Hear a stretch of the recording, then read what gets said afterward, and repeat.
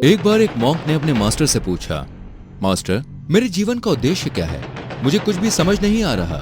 Master ने monk को एक पत्थर देते हुए कहा कि जाओ, पहले इसे सब्जी मंडी में जाकर बेचने की कोशिश करना।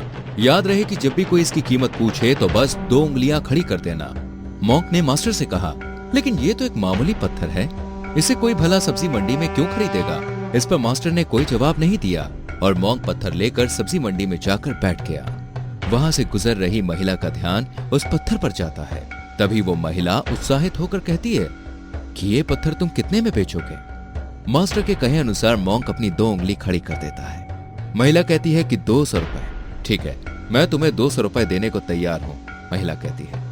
मॉन्क ये सुन के हैरान हो जाता है और मास्टर से आकर कहता है कि मास्टर, एक महिला इस मामूली पत्थर के 200 रुपए देने को तैयार थी। मैं उस महिला को अपने साथ ले आया हूँ, वो बाहर ही है। आप कहें तो इसे बेच दूं? इस मामूली पत्थर के कोई इतने पैसे नहीं देगा। मास्टर अपने उत्साही शिष्य को देखकर बोले, उस महिला को जाने को कह दो और अब इसे पत्थरों के कारीगर के पास ले जाओ। जब वो इसका रेट पूछे तो अपनी 2 उंगली खड़ी कर देना। और हाँ, वो इस बार पत्थर की कितनी भी कीमत लगाए, तुम उसे साथ मत लाना। अब मॉन्क को लगने लगा कि मास्टर इस पत्थर को बेचना नहीं चाहते, बस इसकी कीमत पता लगाना चाहते हैं। मॉन्क एक पत्थर के कारीगर के पास चला जाता है। कारीगर दूर से ही मॉन्क के हाथ में पत्थर को देखते हुए उसके पास आ जाता है और कहता है कि क्या आप इस पत्थर को बेचने आए हैं? मैं आपको इस पत्थर के 2000 रुपए देने को तैयार हूँ। मॉन्क फिर मास्टर के पास आया और कहा कि वो आदमी इसके 2000 रुपए देने को तैयार है। मास्टर ने इस बार मॉन्क को एक म्यूजियम में भेजा। म्यूजियम में कदम रखते ही सब मॉन्क की तरफ देखने लगे। असल में सबका ध्यान मॉन्क से ज्यादा उसके हाथ में मौजूद उस पत्थर पर होता है। ऐसे में एक बहुत ही अमीर बूढ़ा व्यक्ति मॉन्क के पास आया और उसने कहा कि ये पत्थर आपको कहां से मिला? आप इसे कितने रुपए में बेचना चाहते हैं? मॉन्क ने अपनी 2 उंगली खड़ी कर दी। वो बूढ़ा व्यक्ति बोला, 2 लाख। ठीक है, मैं आपको 2 लाख देने को तैयार हूँ।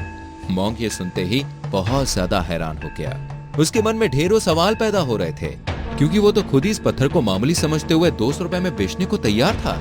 ऐसे में मॉन्क मास्टर से कहता है कि म्यूजियम वाला व्यक्ति इस पत्थर के 2 लाख रुपए तक देने को तैयार था।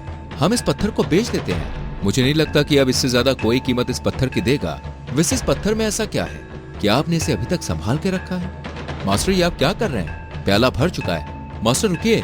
मास्टर ने मुस्कुराते हुए कहा कि इसी प्याले की तरह तुम्हारा दिमाग भी सवालों से भरा हुआ है, इसलिए मैं जितने भी उत्तर दूंगा ना, वो सारे उत्तर व्यर्थ हो जाएंगे।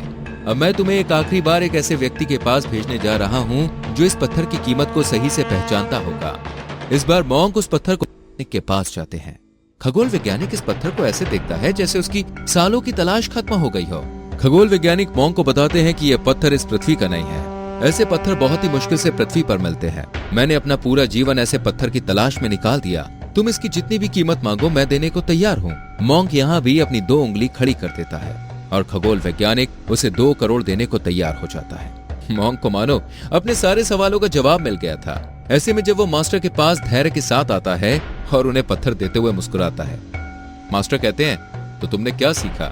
मॉन्क कहता है कि मुझे अपना जीवन इस पत्थर की भांति एकदम व्यर्थ लगता है, क्योंकि इसे मैं अपने नजरिए से देखने की कोशिश कर रहा था। लेकिन दूसरों के लिए मेरे जीवन का क्या महत्व है, यही मायने रखता है। हो सकता है कि कुछ के लिए मैं मात्र 200 रुपए का पत्थर हूँ, लेकिन कुछ के लिए मैं वो पत्थर भी हो सकता हूँ जिसकी तलाश में किसी ने अपना पूरा जीवन निकाल दिया। अंत में ये मुझ पर ही निर्भर करता है कि मैं खुद को कहाँ रखना पसंद करता हूँ। इस पर मास्टर कहते हैं कि मैं यही बात पहले भी तुझे बता सकता था, लेकिन जीवन में कुछ बातें केवल अनुभव करने पे ही समझ आती हैं। फिर वो अनुभव अच्छा हो या बुरा, ये मायने नहीं रखता। अंत में आपने उस अनुभव से क्या सीखा, सिर्फ यही मायने रखता।